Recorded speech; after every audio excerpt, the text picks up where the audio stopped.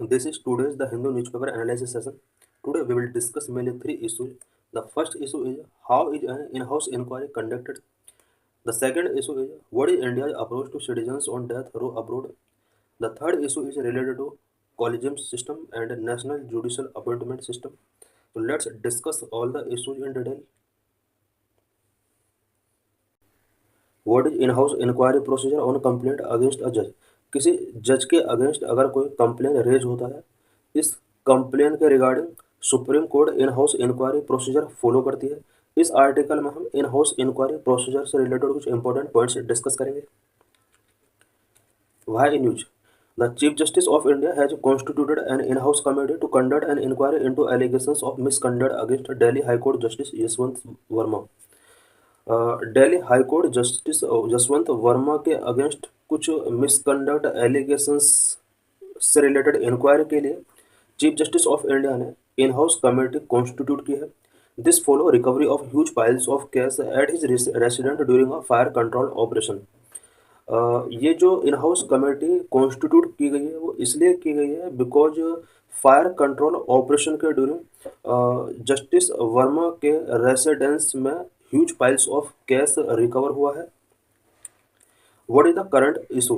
A fire broke out at the residence of Justice Yashwant Verma on March 14 को justice Yashwant Verma के resident पर एक fire broke out होता है। यहाँ पर ये पूरा इशू दिया हुआ है कि किस तरह से यहाँ पर इंसिडेंट हुआ और किस तरह से यहाँ पर करेंसी मिला। The fire control personnel discovered huge piles of cash that was burned in fire inside the storeroom. The Chief Justice of Delhi High Court conducted the preliminary inquiry and reported to the CJI. As per the direction of the CJI, responses were sought from Justice Yashwant Verma on the preliminary inquiry findings. Justice Verma responded that no case was ever placed by him or his family members in the storeroom. A three-member committee has been constituted as per the House procedure of the Supreme Court for conducting an inquiry into the allegations. Meanwhile, judicial work has been withdrawn from Justice Verma and he has been transferred to his parent Allahabad High Court by the Collegium. हम यहाँ पर देख सकते हैं कि पूरा ये procedure यहाँ पर गिवन है। सबसे पहले मार्च 14 को यहाँ पर जस्टिस वर्मा के रेसिडेंस पर एक फायर इंसिडेंट होता है एंड इसके बाद फायर कंट्रोल पर्सनल को यहाँ पर कुछ पाइल्स ऑफ कैश यहाँ पर मिलता है। दिल्ली हाई कोर्ट के चीफ जस्टिस एक प्रिलिमिनरी इंक्वायरी स्टार्ट करते हैं और इसके regarding chief justice of India को रिपोर्ट करते हैं।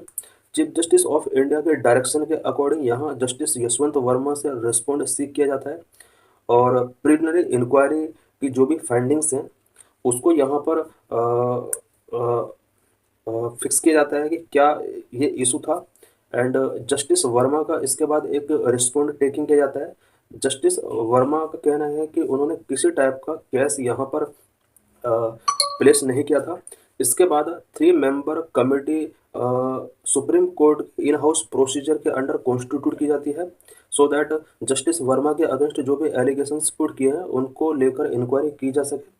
फिलहाल जस्टिस वर्मा को जुडिशियल एक्टिविटी से विड्रॉ कर लिया गया है एंड उसे इलाहाबाद हाई कोर्ट में ट्रांसफ़र कर दिया गया है कॉलेजियम के through. What is an in house procedure? In house procedure क्या होता है? Supreme court has developed an in house procedure for inquiry to prove into complaint of alleged misbehaviour against जजेस of the higher judiciary. Higher judiciary के जजेस के against अगर misbehaviour से related allegations put किए जाते हैं, इनकी इंक्वायरी के लिए एक इन हाउस प्रोसीजर सुप्रीम कोर्ट के द्वारा डेवलप किया गया है। The resolution for in-house procedure for action against judges was adopted in 1999 and made public in 2014. जजेज के अगेंस्ट एक्शन टेकिंग करने के लिए इन हाउस प्रोसीजर से रिलेटेड रेजोल्यूशन 1999 में पास किया गया था, एडॉप्ट किया गया था मेनली एंड 2014 से इसको पब्लिक किया गया। When a complaint is received against a जज of a high court the CJI will decide whether the issue is frivolous or warrants an inquiry. High court में किसी जज के अगेंस्ट अगर कोई कंप्लेन रिसीव होता है तो सीजेआई डिसाइड करेगा कि जो इशू है वो फ्रीविलस है या फिर इंक्वायरी के लिए नेसेसरी है। इट मीन्स यहाँ पर सीजेआई को ही पावर दी गई है कि वो इशू को फ्रिवलस या फिर नीड टू इंक्वायरी डिक्लेयर कर सकता है। If an inquiry is deemed necessary, the judge's initial response along with comments of the Chief Justice of concerned High Court are taken on record. अगर किसी case में लगता है कि इंक्वायरी होना बहुत ज़रूरी है, इस केस में सबसे पहले जिस जज का यहाँ पर जिस जज के अगेंस्ट इंक्वायरी हो रही है उससे एक रिस्पॉन्स मांगा जाएगा। साथ ही साथ जिस स्टेट के हाई कोर्ट से ये जज बिलोंग करता है उस स्टेट के चीफ जस्टिस का यहाँ पर कमेंट टेकिंग किया जाता है। The CJ can then form a 3 member committee consisting of 2 chief justice from other high court and 1 High Court जज। इसके बाद Chief justice of India 3 member committee यहाँ पर फॉर्म करता है। इस 3 member कमेटी के अंदर 2 अदर हाई कोर्ट के चीफ जस्टिस होंगे एंड साथ में एक जज हाई कोर्ट का होगा। इट मीन्स अगर किसी हाई कोर्ट के जज के अगेंस्ट अगर कोई एलिगेशंस पुट किए जाते हैं और इंक्वायरी होता है, इंक्वायरी के लिए एक कमेटी 3 member कमेटी सीजेआई के द्वारा फॉर्म की जाती है। इस कमेटी के अंदर 2 हाई कोर्ट के chief justice and 1 High Court का जज इंक्लूड होगा।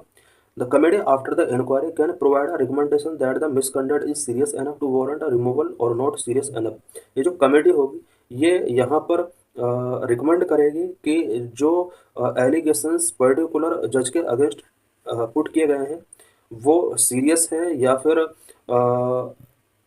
रिमूवल के लिए सफिशिएंट है या फिर इसके आगे कुछ एक्शन टेकिंग करने की ज़रूरत है या नहीं।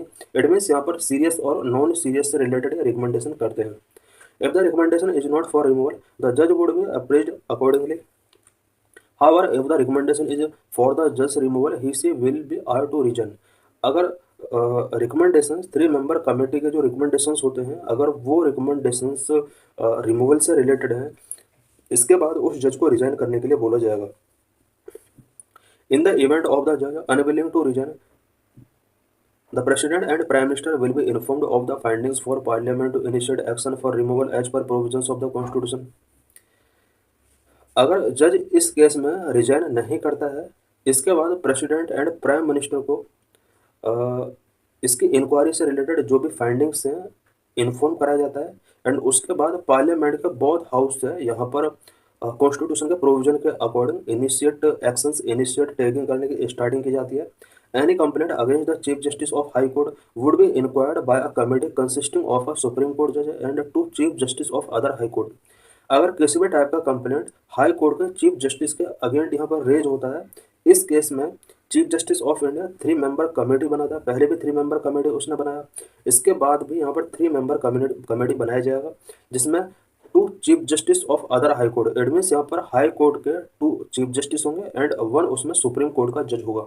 इन case of a complaint against supreme court जज the committee would consist of 3 supreme court जज। अगर सुप्रीम कोर्ट के किसी जज के अगेंस्ट कोई कंप्लेंट रेज होता है तो इस कमेटी के अंदर तीनों मेंबर जो होंगे वो सुप्रीम कोर्ट के जज ही होंगे।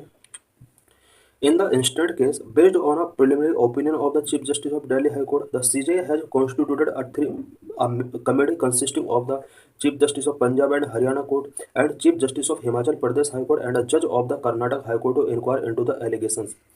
इंस्टेंट केस जो है वो दिल्ली हाई कोर्ट के एक जस्टिस का है और इस केस में यहाँ पर सीजेआई ने दिल्ली हाई कोर्ट के चीफ जस्टिस को ओपिनियन टेकिंग किया। इसके बाद उसने एक 3 member कमेटी इस्टेब्लिश किया। इस 3 member कमेटी के अंदर 2 हाई कोर्ट के चीफ जस्टिस इंक्लूड होंगे एंड 1 हाई कोर्ट का एक जज इंक्लूड होगा बिकॉज ये जो इशू है ये दिल्ली हाई कोर्ट के एक जज का है ना कि चीफ जस्टिस का।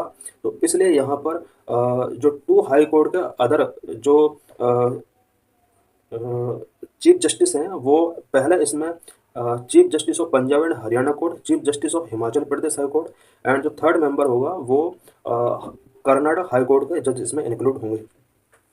व्हाट रिफॉर्म्स आर रिक्वायर्ड, इस तरह के प्रॉब्लम को सॉल्व करने के लिए किस किस टाइप के रिफॉर्म की जरूरत है। Number 1, need to disclose the key findings of the inquiry, जो भी इंक्वायरी होती है उसकी की फाइंडिंग्स को डिस्क्लोज करने की जरूरत है। Number 2, guilty should be punished, जो भी गिल्टी होता है उसको नॉर्मली पनिश नहीं किया गया है आज तक बट इन्हें पनिश किया जाना चाहिए। Need autonomous and permanent body to inquiry, जजेस की इंक्वायरी के लिए ऑटोनोमस एंड परमानेंट बॉडी होना चाहिए। Number 4, need transparency in collegium process में ट्रांसपेरेंसी अभी नहीं है, जरूरत है ट्रांसपेरेंसी लाने का। Number 5, there need to be operationalising the national judicial appointment commission, national judicial appointment commission NJAC को ऑपरेशनलाइज करने की जरूरत है। अब broad based NJAC headed by CJI. तो ये कुछ पॉइंट्स हैं जिससे हम देख सकते हैं कि जजेस की इंक्वायरी के लिए और जुडिशियल सिस्टम में ट्रांसपेरेंसी एंड अकाउंटेबिलिटी को बूस्ट करने के लिए हमें क्या क्या करना चाहिए। Number 1, need to disclose the key findings of the inquiry. The detail of in-house inquiries are kept confidential by the Supreme Court. This practice may be changed to disclose the key findings of the inquiry to instill transparency and confidence in the whole process. In house inquiry का जो भी detail होता है supreme court के द्वारा उन्हें confidential रखा जाता है। इस प्रैक्टिस को चेंज करना चाहिए और जितने भी की फाइंडिंग्स हैं इन हाउस इंक्वायरी कमेटी का उसको डिस्क्लोज करना चाहिए सो दैट वूल प्रोसेस से रिलेटेड ट्रांसपेरेंसी एंड कॉन्फिडेंस को ओपन किया जा सके। Number 2, guilty should be punished. In the past, no judge has given criminal punishment even after having been found guilty of misbehavior by inquiry committee. अभी तक inquiry committee के द्वारा अगर किसी जज के अगेंस्ट मिसबिहेवियर प्रूफ हो जाता है, इस केस में अभी तक किसी भी जज के अगेंस्ट क्रिमिनल पनिशमेंट उसको गिवन नहीं किया गया। This needs to be address and the guilty should be brought to punishment. Guilty को यहाँ पर पनिशमेंट दिया जाना चाहिए और इससे पहले जो प्रोविजन नहीं था मेनली, जिस तरह से क्रिमिनल पनिशमेंट अभी तक किसी को नहीं गिवन किया गया है, ये गलत प्रोसेस था। अब जो भी गिल्टी है उसको पनिशमेंट दिया जाना चाहिए। Number 3, need to autonomous and permanent body to inquiry. In the UK, there is an autonomous statutory office called the Judicial Conduct Investigation Office that investigates allegations of judicial misconduct. A similar autonomous and permanent body may be established in India under the CJI. जिस तरह से UK के अंदर judicial misconduct से related allegations को investigate करने के लिए ऑटोनोमस स्टैट्यूटरी ऑफिस होता है, जुडिशियल कंडक्ट इन्वेस्टिगेशन ऑफिस। इसी तरह से इंडिया के अंदर भी एक ऑटोनोमस एंड परमानेंट बॉडी होना चाहिए जो कि सीजीआई के द्वारा लीड की जानी चाहिए। Number 4, need transparency and collegium process. One of the root cause for the problem probably lies in the opaqueness of the collegium process that is followed for the appointment of judge. जज के appointment के लिए recently collegium system follow किया जाता है, but इस collegium process के अंदर बहुत ज़्यादा ओपेकनेस है और यह कहीं ना कहीं वेरियस प्रॉब्लम का रूट हो सकता है। Number 5, there needs to be operationalizing the National Judicial Appointment Commission that was struck down by the Supreme Court in 2015 as unconstitutional for violating the basic structure of the independence of the judiciary. NJAC जिसको supreme court ने 2015 में unconstitutional declare किया था।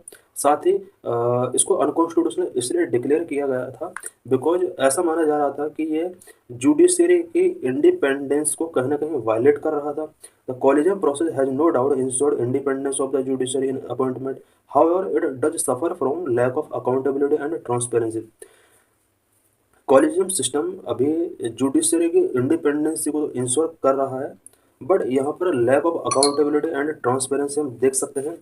Abroad based NJAC headed by Chief Justice of India with representatives from various stakeholders including member of the legislature, lawyer associations and academia may be set up on the line of Judicial Service Commission in South Africa.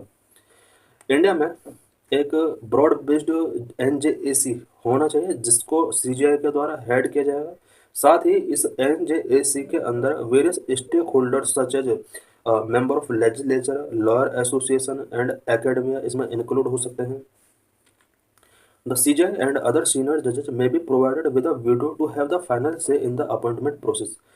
एक NJAC होना चाहिए India के अंदर जिसके अंदर various members होने चाहिए जिस तरह से अभी हमने देखा, और इस ऑर्गेनाइजेशन का CJI हेड होना चाहिए। CJI एंड अदर सीनियर जजेस को यहाँ पर वीटो पावर गिवन किया जाना चाहिए।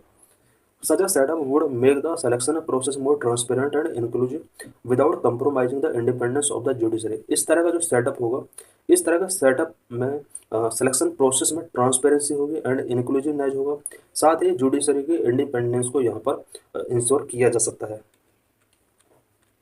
What is India's stand on death sentence given to Indians in Oman, UAE, and Saudi Arabia? Why news? Execution was carried out to Shahzadi Khan, an Indian national sentenced to the death in UAE for the alleged murder of an infant. UAE के अंदर एक Indian national शहजादी खान को death sentence given किया जाता है because उनके ऊपर एक इन्फेंट के मर्डर से रिलेटेड एलिगेशंस पुट किए गए हैं और साथ ही उन्हें एग्जीक्यूट किया जा चुका है in less than a week two more Indian nationals convicted in separate cases were also executed in the UAE about less than one week के अंदर टू मोर इंडियन नेशनल्स को यूएई के अंदर एग्जीक्यूट किया गया how many are on death row abroad As per the data disclosed by the Ministry of External Affairs in Rajya Sabha on March 20, a total of 90 Indians are currently on death row. Currently 49 Indians हैं जिन्हें abroad यानी other countries में यहाँ पर death sentence given किया गया है. The number of Indians awarded death sentence by foreign courts is the highest in the UAE, with 25 Indian nationals awaiting their sentence, followed by 11 in Saudi Arabia. Indian people को सबसे ज़्यादा death sentence UAE में given किया गया है जबकि second number पर Saudi Arabia के अंदर इंडियंस को यहाँ पर डेथ सेंटेंस गिवन किया गया है. यूएई में अबाउट 25 नेशनल्स इंडियन नेशनल्स हैं जो डेथ सेंटेंस उन्हें गिवन किया गया. साथ ही सऊदी अरेबिया के अंदर रिसेंटली 11 पर्सनस को यहाँ पर डेथ सेंटेंस गिवन किया गया है. What has been India's response? The Ministry of External Affairs, in its reply to the Rajya Sabha, mentioned that Indian missions abroad provide all possible assistance to Indian citizens sentenced by the foreign court. Ministry of external affair का कहना है कि Indian citizens को foreign court के द्वारा जो death sentence given किया गया है इससे रिलेटेड इंडियन मिशंस के द्वारा ऑल पॉसिबल असिस्टेंस इन लोगों को प्रोवाइड कराए जा रहे हैं जिन्हें डेथ सेंटेंस गिवन किया गया है. Death sentence procedure in Oman, the UAE and Saudi Arabia. Oman, UAE and Saudi Arabia जैसे कंट्रीज में डेथ सेंटेंस प्रोसीजर क्या है? There are 3 process. First is the arrest and the indictment by the police authorities. सबसे पहले person को arrest किया जाता है, पुलिस अथॉरिटीज के द्वारा इंडिक्टमेंट उसके स्टार्ट किया जाता है. Second is the prolonged judicial process. Second judicial process follow किया जाता है.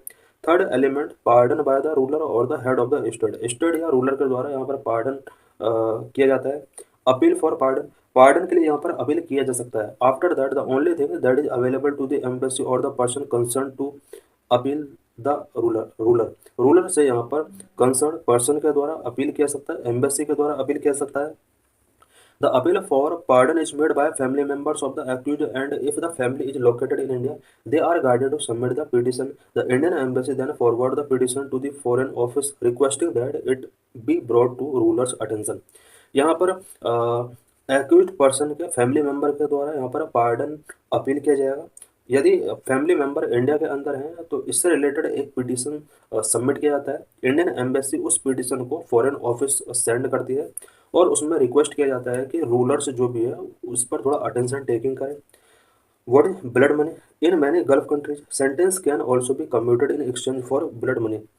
गल्फ कंट्रीज में सेंटेंस अगर किसी पर्सन को गिवन किया गया है तो उसको ब्लड मनी के साथ एक्सचेंज किया जा सकता है. Blood money refer to the compensation paid to the victims family as an alternative for retributive. Blood money एक विक्टिम्स की फैमिली को दिया जाने वाला एक कंपेंसेशन है, but it has to be accepted by both the state and the aggrieved family. In some cases, the state may refuse to commute the sentence in exchange for blood money based on the nature of the crime. यहाँ पर ये blood money का principal तभी follow किया जाएगा जब state and एग्राइव्ड family इसके लिए एक्सेप्ट करती है. अदरवाइज कुछ केस ऐसे होते हैं जहाँ पर ब्लड मनी का जो प्रिंसिपल है उसको एक्सेप्ट नहीं किया जाएगा. ये डिपेंड करता है कि क्राइम का नेचर क्या है.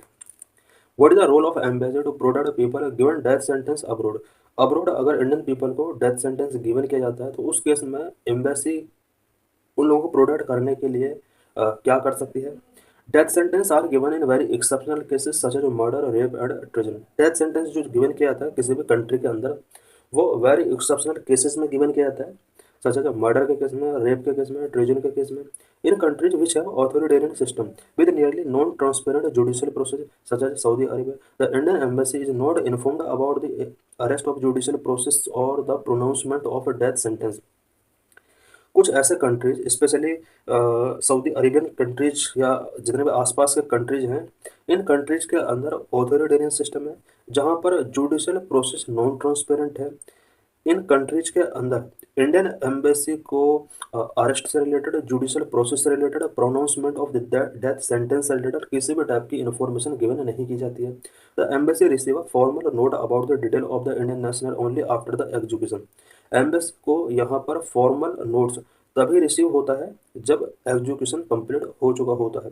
The embassy's role is very in this case very limited है इस केस में एम्बेसी का role. On the other hand, in countries with relatively open judicial system, the embassy can nominate a lawyer. कुछ countries जहाँ पर judicial system open है उस उन कंट्रीज के अंदर एम्बेसी क्राइम करने वाले पर्सन या जिसको डेथ सेंटेंस गिवन किया गया है उसके लिए एक लॉयर नॉमिनेट कर सकती है। Whenever required it also use welfare fund to provide legal service to those who need it. Require अगर होता है तो इस केस में वेलफेयर फंड का यूज इस तरह के पर्सन को लीगल सर्विस प्रोवाइड करने के लिए गिवन किया जा सकता है। Has India intervene successfully in the past? क्या इंडिया ने पास्ट में इस तरह से अब्रॉड में अगर किसी को डेथ सेंटेंस गिवन किया गया है, इंडिया ने कुछ इंटरवीन किए हैं जिनमें इंडिया सक्सेस रहा। The government has successfully intervened in several cases. In February last year, 8 Indian Navy veterans who were sentenced to death by the Qatari government were released following the Indian government diplomatic effort and appeals at High Court. Last year February month में कतरी government के द्वारा 8 Indian navy veterans को यहाँ पर death sentence given किया जाता है। उसके बाद इंडियन गवर्नमेंट के diplomatic effort and high court में अपील की जाती है और इसके बाद इन्हें रिलीज कर दिया जाता है। Gurdeep Singh an Indian national arrested on charge of drug trafficking in Indonesia. Indonesia में गुरदीप सिंह को ड्रग ट्रैफिकिंग केस में यहाँ पर चार्ज किया जाता है, अरेस्ट किया जाता है एंड वो सेंटेंस टू डेथ इन 2005 में इसको डेथ सेंटेंस गिवन किया जाता है। However he was expired due to the Indian government intervention. Indian government के इंटरवेंशन के बाद उसको यहाँ पर रिलीज कर दिया जाता है। What is collegium system and national judicial appointment commission? Article is important for GS paper 2. What is issue? Both the center and the opposition concurred on the need for an alternative to the present collegium system of appointment of judges due to lack of transparency. Present में जजेस के appointment के लिए जो collegium system है, इस collegium system को change करने के लिए सेंटर एंड ओपोजिशन दोनों कहीं ना कहीं एक एग्री हुए हैं कि इस सिस्टम को चेंज किया जाना चाहिए बिकॉज कॉलेजियम सिस्टम में ट्रांसपेरेंसी नहीं है। What are various provisions related to जजेस? जजेस से रिलेटेड वेरियस प्रोविजंस क्या क्या है? Strength and composition of Supreme Court. Originally the Supreme Court had 8 जजेस, 1 chief justice and 7 others. Originally Supreme court के अंदर 8 जजेस हुआ करते थे जिसमें 1 चीफ जस्टिस हुआ करता था एंड 8 अदर जजेस हुआ करते थे। Over the time parliament has increase the number of जजेस। करंटली सुप्रीम कोर्ट है 34 जजेस, 1 chief justice and 33 others. Over the time parliament के अंदर जजेस का नंबर्स इंक्रीज होता है एंड आज सुप्रीम कोर्ट के अंदर अबाउट 34 जजेस हैं जिनमें से 1 chief justice of India and 30 other जजेस हैं। What are qualifications for appointment as a जज? जज के अपॉइंटमेंट के लिए क्या क्या क्वालिफिकेशन सेट की गई हैं?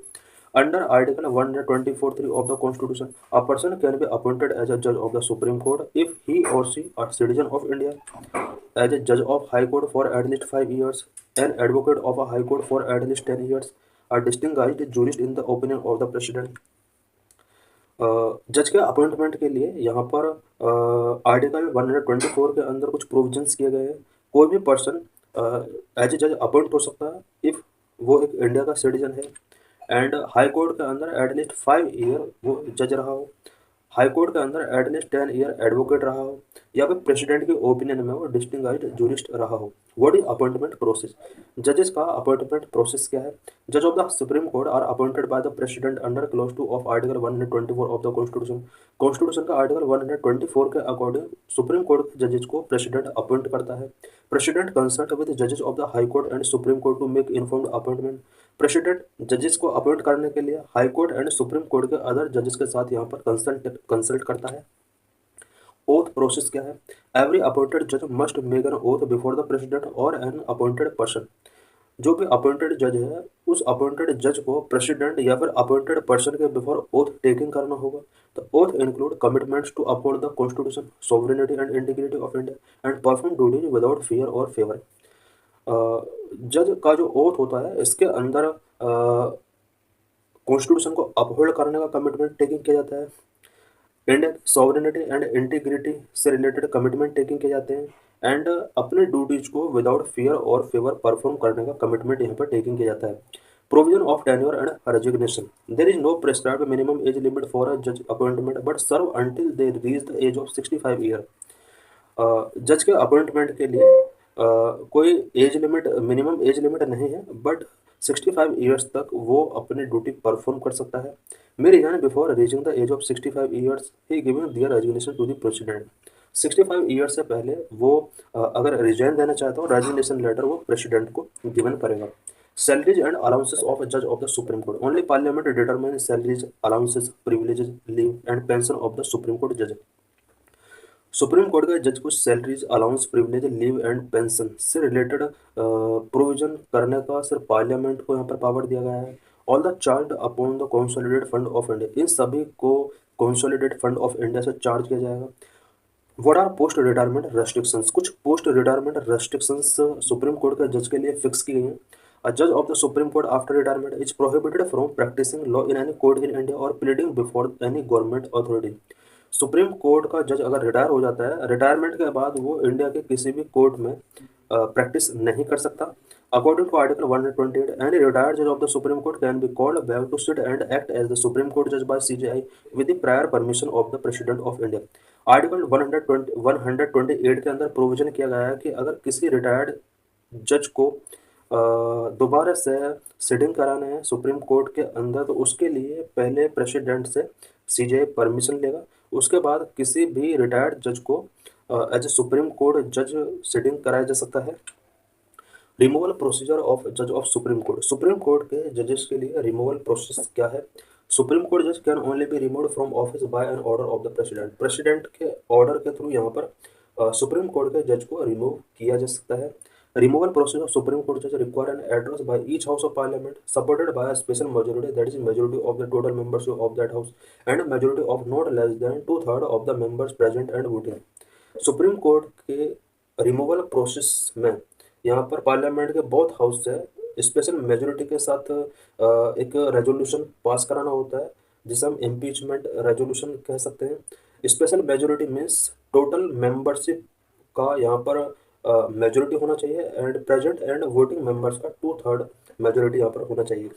The ground for removal are proven misbehaviour or incapacity, removal के लिए जो ग्राउंड होंगे वो 2 ग्राउंड पर ही सुप्रीम कोर्ट के जज को रिमूव किया सकता है, जिसमें first misbehaviour and second incapacity.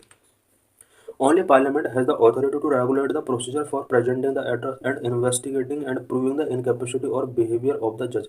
किसी भी जज की इनकैपेसिटी या मिसबिहेवियर को प्रूव करने का राइट एंड इन्वेस्टिगेट करने का जो प्रोसेस है, या फिर इससे रिलेटेड जो भी इंक्वायरी करना है, इससे रिलेटेड पावर सिर्फ पार्लियामेंट के पास है।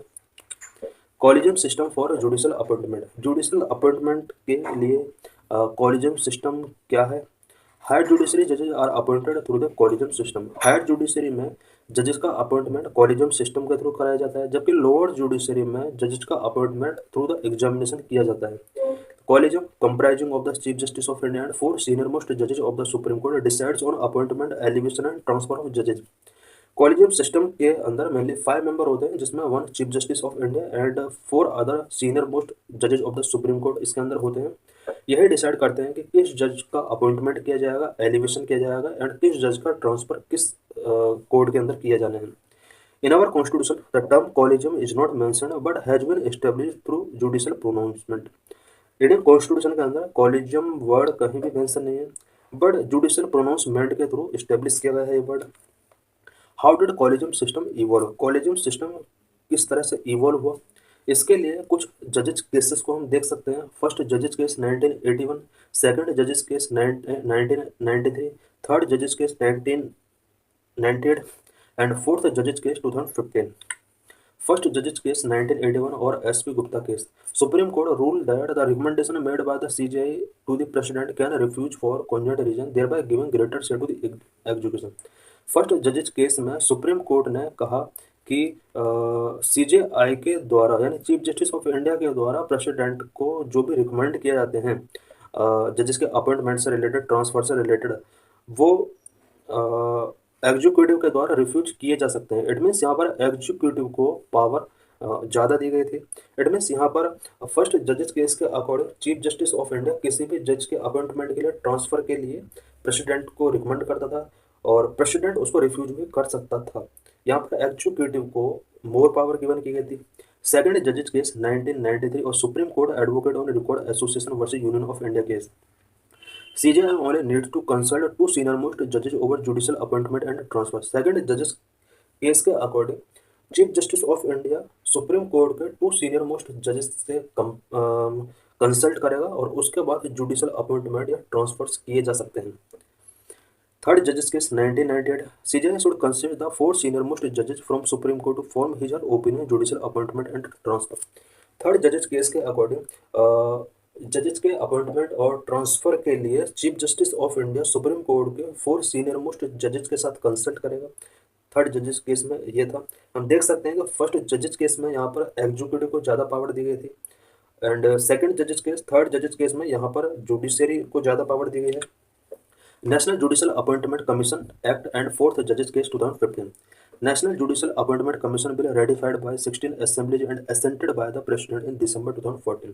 नेशनल जुडिशियल अपॉइंटमेंट बिल को 16 असेंबलीज द्वारा यहाँ पर रेटिफाई किया गया था एंड 2014 में प्रेसिडेंट ऑफ इंडिया के द्वारा भी इसको असेंट किया गया था.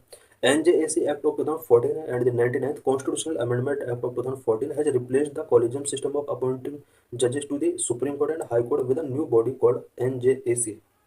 NJAC जो कि 2014 में NJAC एक्ट और 99th कॉन्स्टिट्यूशनल अमेंडमेंट एक्ट 2014 के द्वारा यहाँ पर कॉलेजियम सिस्टम को रिप्लेस इसके साथ किया गया. बाद में सुप्रीम कोर्ट इसको बैन कर देता है. एट मीन्स यहाँ पर इसको स्टे लगा देता है. Mainly national judicial appointment commission जो इस्टेब्लिश किया जाता है वो 2014 में किया जाता है और इसके लिए NJAC एक्ट 2014 लाया जाता है. कॉन्स्टिट्यूशन के अंदर 99th अमेंडमेंट किया जाता है. But in 2015, the Supreme Court declared both the 99th Constitutional Amendment Act as well as the NJAC Act as void and unconstitutional in this fourth judges case.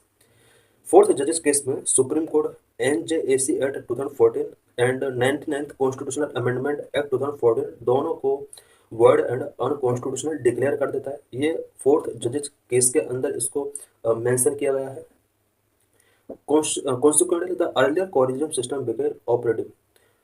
इसके बाद यानी 2015 के बाद अर्लियर जो कॉलेजियम सिस्टम था उसको ऑपरेटिव कर दिया जाता है. This is PYQ related to this article 2021 में क्वेश्चन पूछा गया था. So thanks for watching this video.